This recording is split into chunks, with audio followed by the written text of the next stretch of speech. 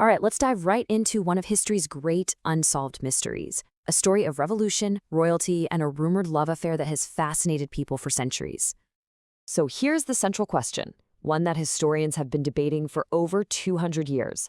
What exactly was going on between Marie Antoinette, the last Queen of France, and the Swedish Count Axel von Fersen?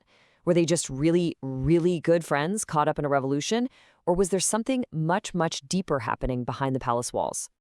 So to get to the bottom of this, we've got to start with the two people at the absolute heart of this story. On one side, you have Marie Antoinette, the Queen of France, living in this gilded cage under a microscope 24/7. And on the other, you have Count Axel von Fersen, this dashing Swedish diplomat.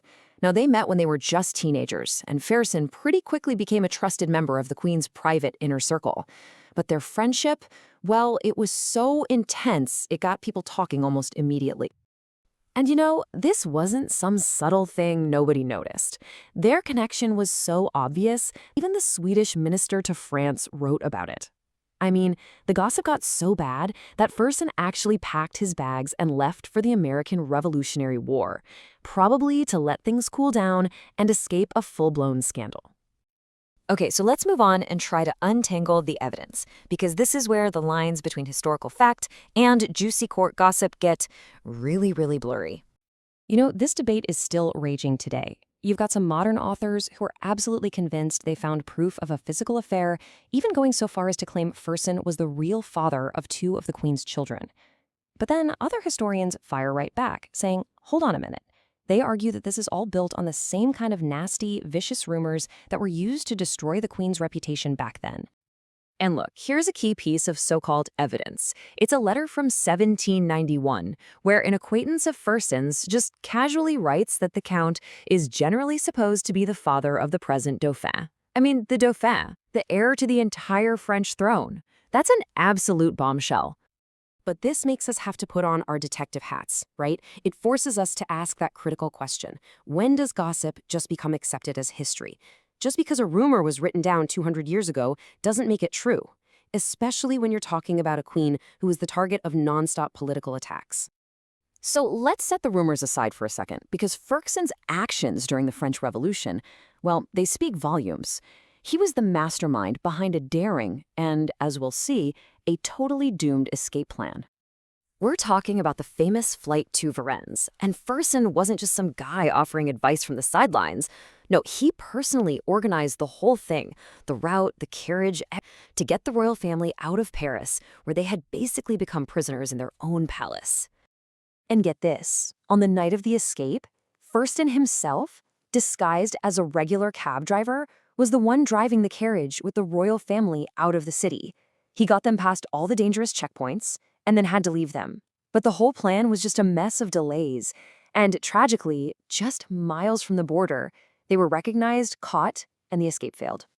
The failure was an absolute, unmitigated disaster. It just completely shattered any last shred of trust the public had in the king and queen. They weren't seen as monarchs anymore. They were seen as traitors who tried to run away. Really, this moment sealed their fate and put them on a one-way path to the guillotine.